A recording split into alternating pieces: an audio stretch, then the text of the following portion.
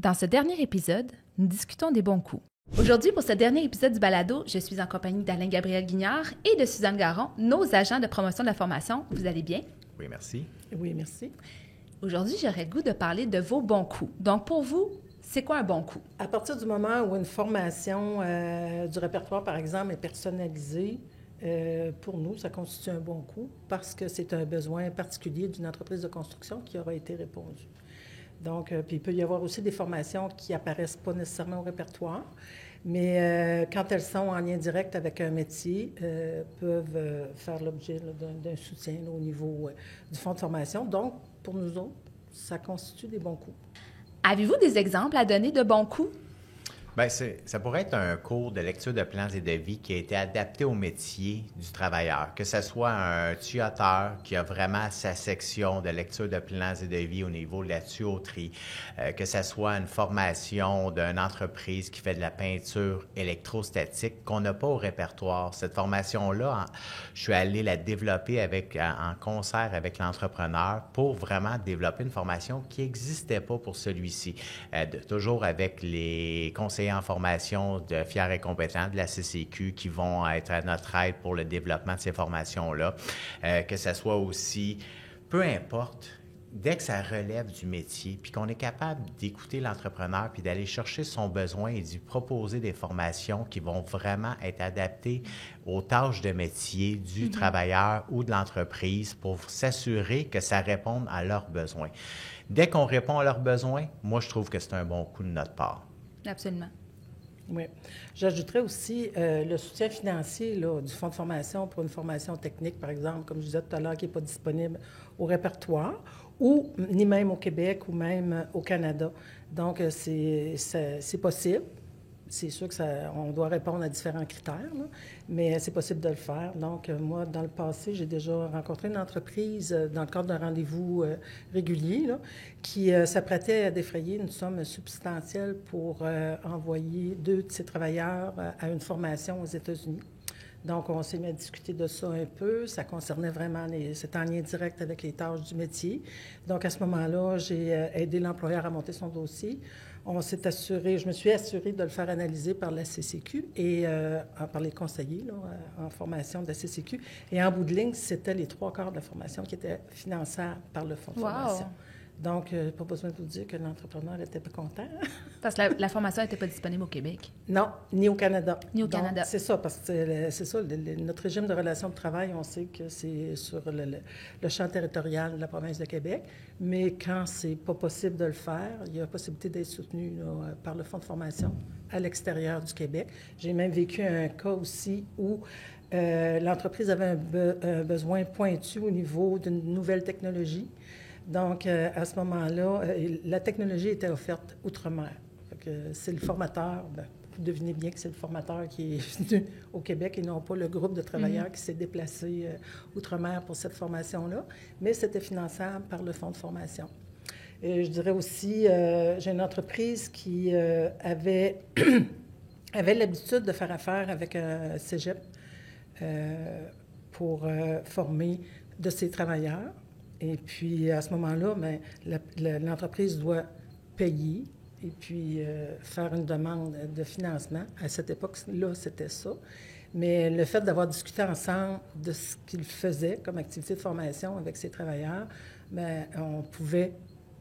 ça pouvait être financé par le fonds de formation. Donc, lui choisissait ses sujets. Le formateur, il y avait un formateur en particulier là, qui trouvait très compétent en la matière.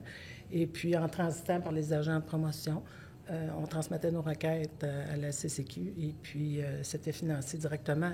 L'entreprise n'avait pas à déposer de l'argent en neuf. Là. Donc, ça aussi, ça leur convient. En tout cas, moi, c'est ça qu'on en parle tous les deux quand on rencontre des entreprises. Là. C'est vraiment important de s'informer. Oui, c'est ça, effectivement.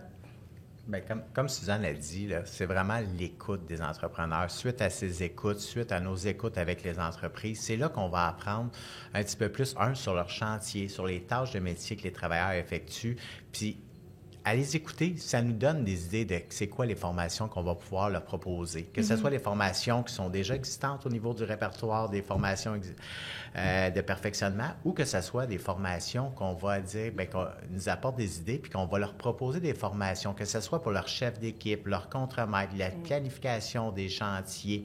J'ai donné l'exemple un peu de la peinture électrostatique auparavant, mais c'est suite à l'écoute de l'entrepreneur qu'il m'a dit, bien moi, on n'a pas cette formation-là, n'existe pas, mais j'ai dit, ça ne veut pas dire que si elle n'existe pas, on ne pourrait pas la mettre sur pied pour ceux-ci. Moi, j'aime bien se dire, dès que c'est, comme on l'a dit au départ, une formation adaptée, c'est un bon coup de notre part parce qu'on les a écoutés puis on leur a proposé des formations qui vont les aider dans leur futur chantier. Puis nous, on aime faire de la formation où est-ce que les travailleurs vont pouvoir le mettre en application le lendemain matin sur un chantier, qui puisse pas que ce ne soit pas une formation qui va être redondante pour eux, mais une formation qui va leur donner un plus-value aux travailleurs ainsi qu'à l'employeur. Ça fait en sorte que ceux-ci vont pouvoir grandir dans l'industrie de la construction puis accomplir leurs tâches plus facilement. Vous faites vraiment une bonne analyse de leurs besoins. Ah, oui, exactement. Puis analyser des besoins, c'est vraiment être à l'écoute de ceux-ci. Parce que souvent, je pourrais dire qu'ils ne savent même pas encore c'est quoi le besoin qu'ils ont. Mais nous, suite à nos écoutes, ça nous donne des idées. Parce qu'avec toutes les rencontres d'entrepreneurs qu'on a faites dans nos vies, on pourrait dire que ceux-ci, souvent, les formations vont revenir une à l'arrière de l'autre, puis ça nous donne des idées à leur proposer de notre côté. C'est valorisant de les aider au quotidien avec leur formation et tout, là. Exactement. Pour conclure... J'ajouterais peut-être quelque chose, moi, dans le sens qu'on les conseille aussi au niveau de l'application des règles d'utilisation du fonds de formation. Parce que comme Alain dit, on est à l'écoute, mais parfois, il arrive que les entreprises vont identifier leurs besoins, ils vont le lier avec la santé-sécurité, par exemple, plus, tu sais.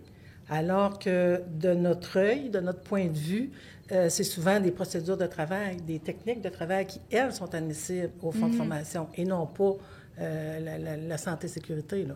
Bien évidemment, tous les devis de formation comprennent une portion de santé-sécurité. On ne peut pas montrer des techniques de travail aux salariés sans tenir compte de cet aspect-là. Là. Mais c'est ça, il y a un pourcentage, je pense que c'est 20 ça ne peut pas excéder 20 du devis de formation.